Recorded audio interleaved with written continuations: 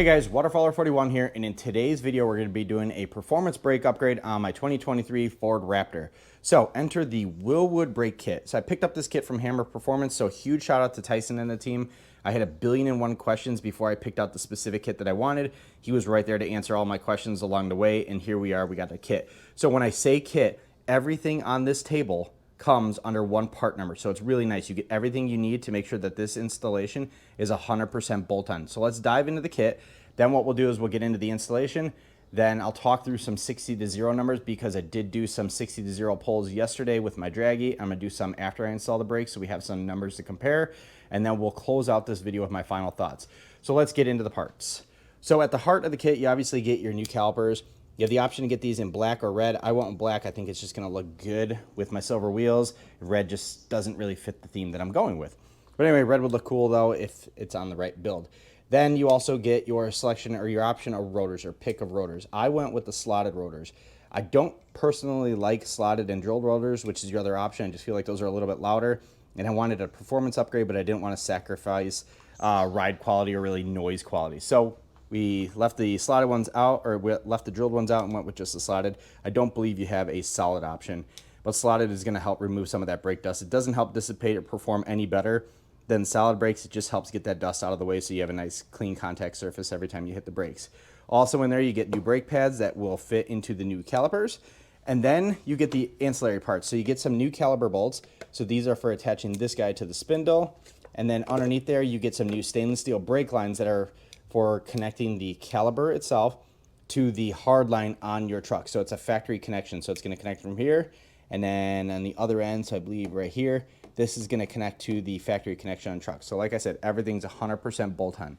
Before we dive into the project, there's a couple things you need to make sure you have before you do anything. First and foremost, you're going to need to get some additional brake fluid. So this is DOT4 low viscosity fluid. I went with Pentosan. You could go with the factory stuff. This is what the manual recommends, and with how finicky these trucks can be, I would definitely recommend going with fluid that meets the exact specifications that the truck is requesting.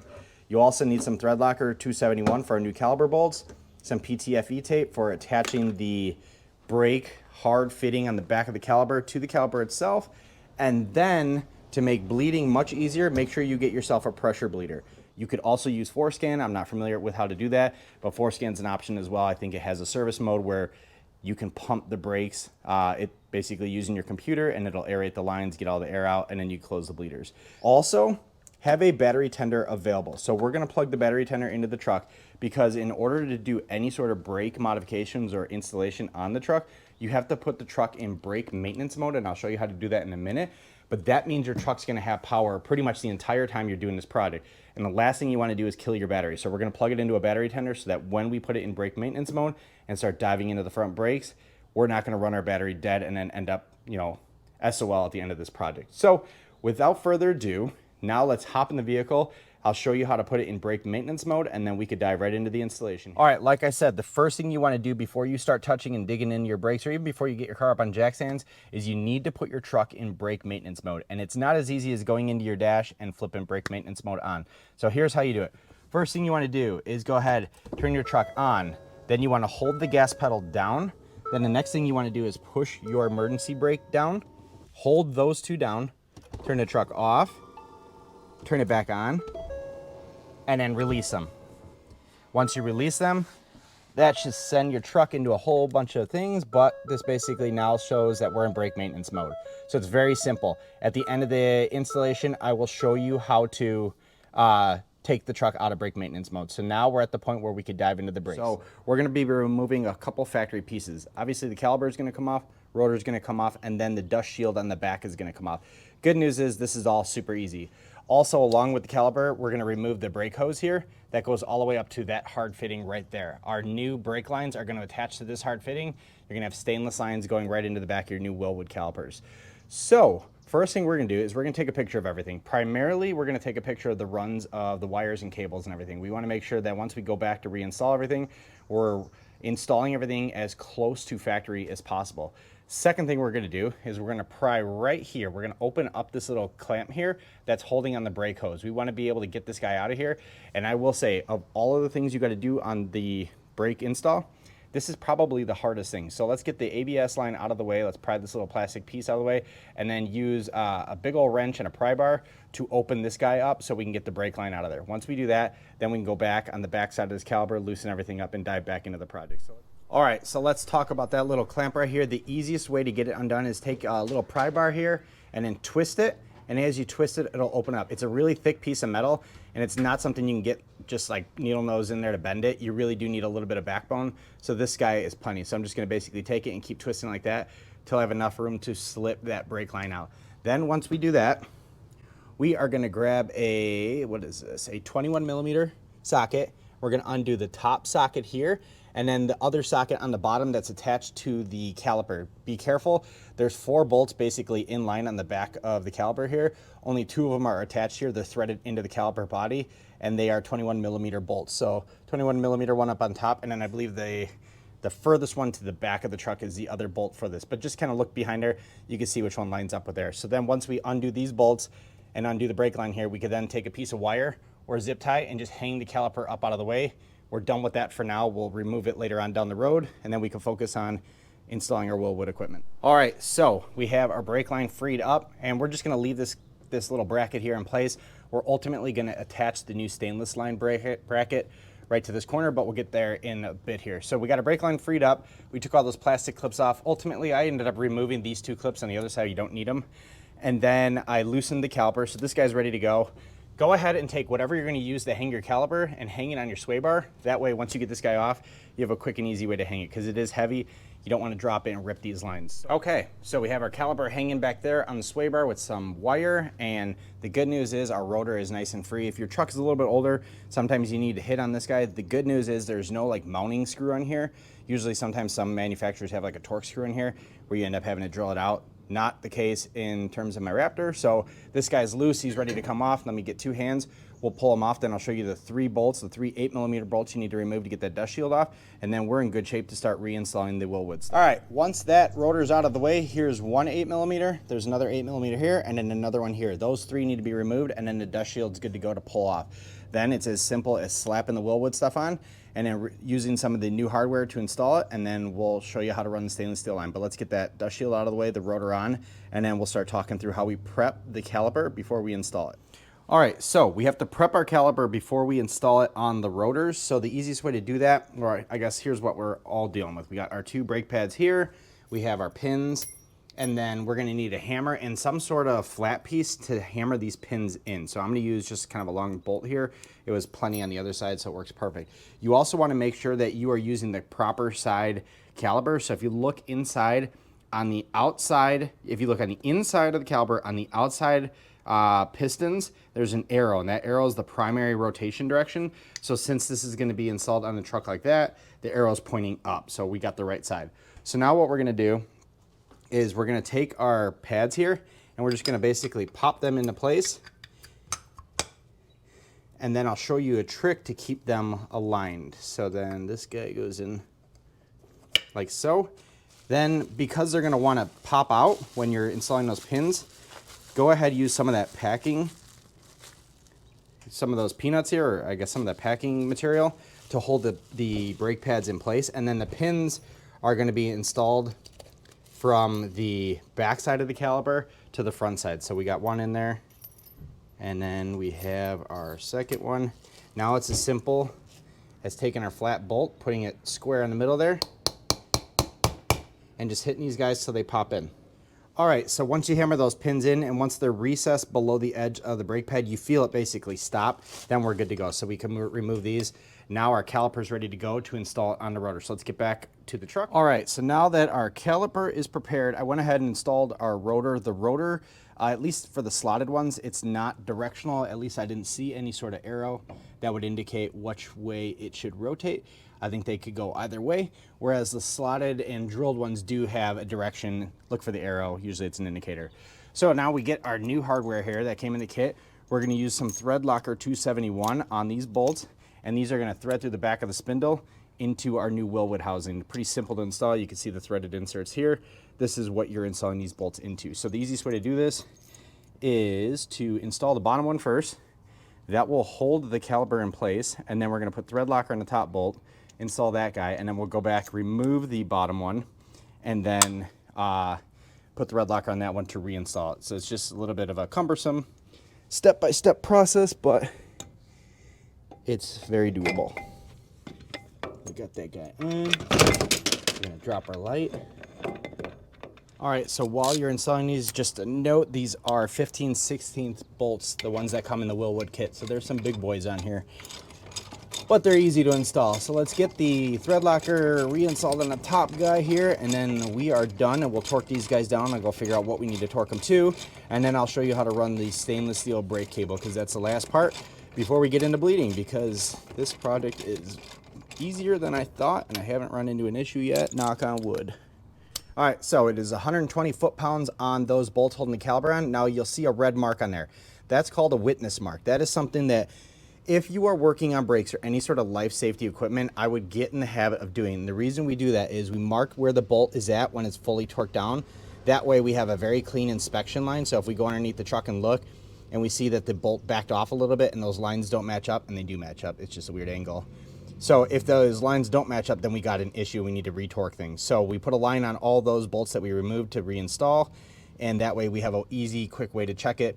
And you can even check it with the wheels on. But anyway, calipers on, rotors on. It is time to assemble the brake line and get everything ready there. This is where things get a little messy. So let me get everything laid out. We'll talk through the process here, and then I'll get everything installed. It is a hard one to film because there's just brake fluid that's shooting everywhere.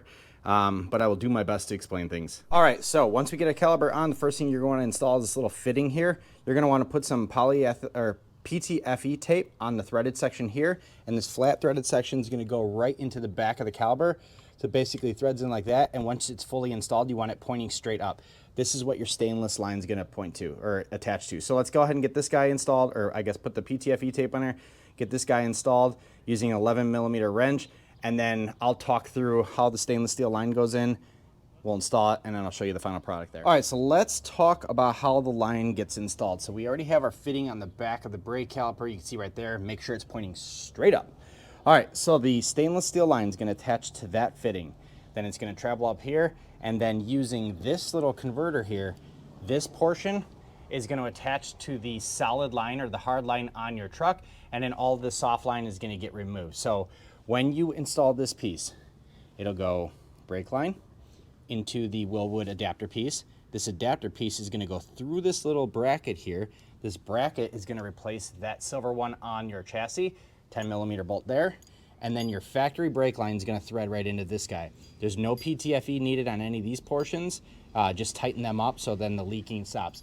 Now it gets super messy here with the brake fluid, so it's really hard to film it, but that is the general order. Then once you get everything installed and you got this guy pushed through right there, you use this clip and pop everything into place. So let's get everything installed and we'll do a once over. All right, so we have our braided line installed here. The last thing we need to do is install this little clip here, but quick run through of everything. We had our 90-degree fitting coming out of the back of the caliper, goes up into the stainless steel line.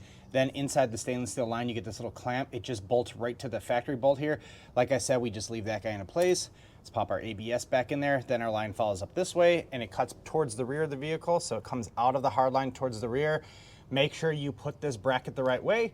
The reason you see such a mess is because my first time I did it, I had the bracket going that way, and you can't, there's not enough hard line movement that way in order for the bracket to fit. So on both sides, the bracket L's towards the rear of the vehicle. And then the hard line fitting, or that little conversion fitting here, there's a little skinny piece here. And then we're just gonna take our little clamp, our little clip here, put it like that, and then we're gonna hit it with a little hammer just to put that guy into place. So it's really hard to do with a hand. Just make sure that the line itself is clear of everything here.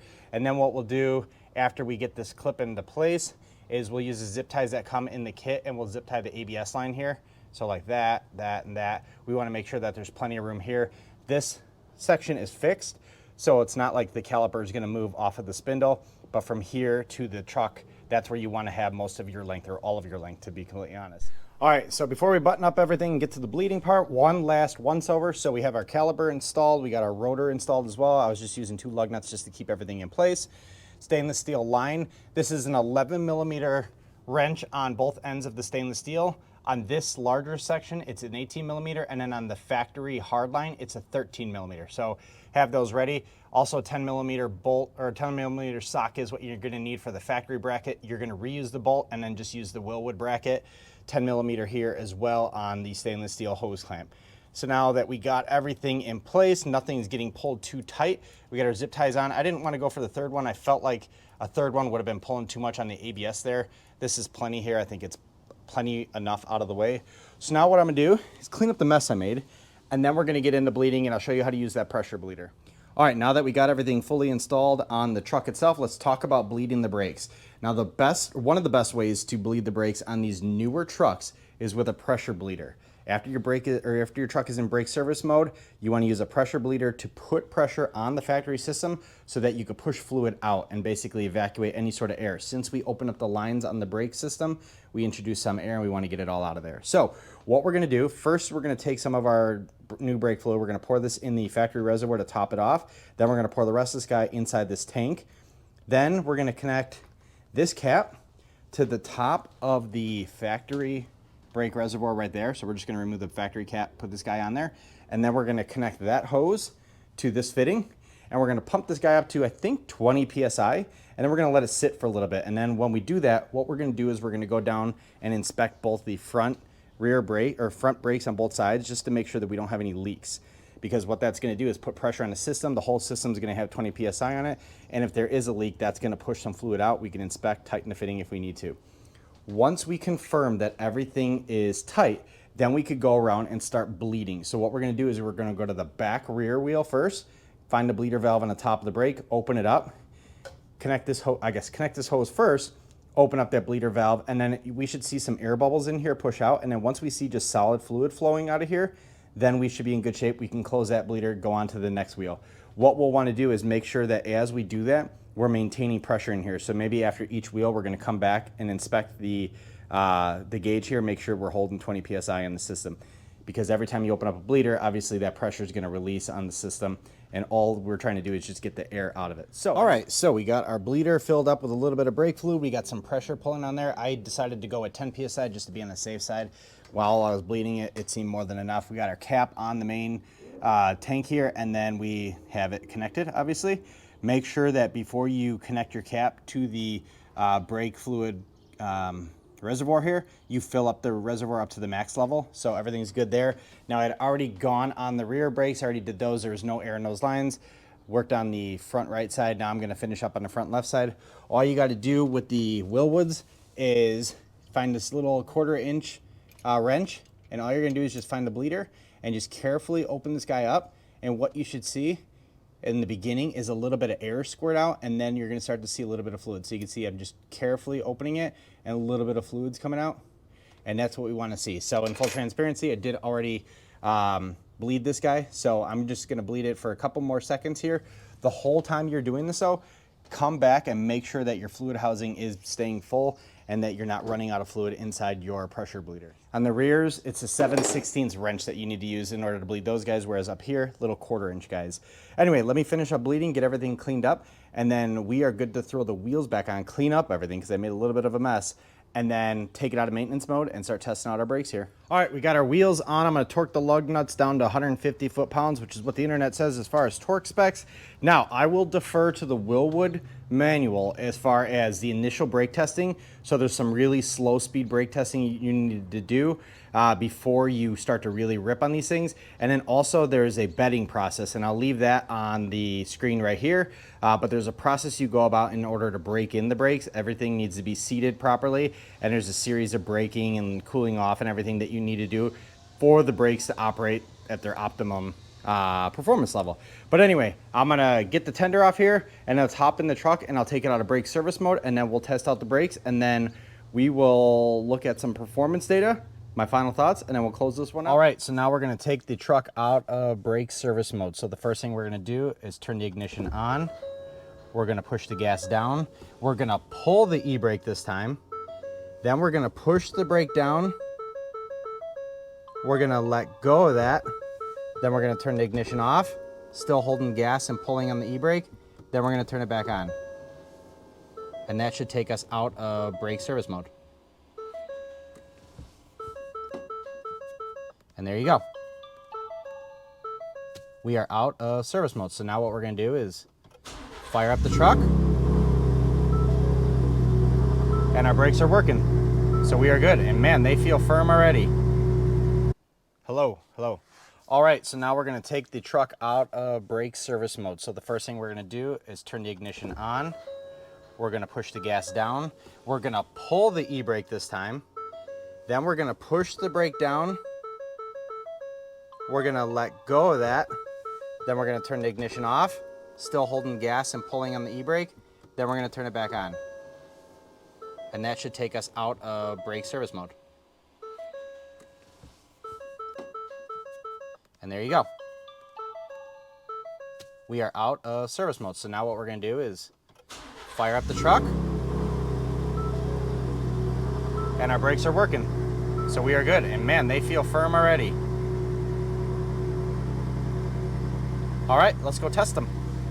All right, so wanted to walk you through how I'm gonna test the brakes here. So I already did the pre-testing, this is the post-testing, but same road that I did the testing on before with the with my factory brakes, we're gonna test the Wilwoods here. Full tank of gas, consistent with the pre-testing, and then same exact temperature. So everything by all accounts is the same. I have nothing else in my vehicle. Actually, I had my hockey bag in the truck, turned around and dropped it back off at home. I didn't need an extra 100 pounds in the truck because I wanted to make sure the brake numbers were as consistent as possible.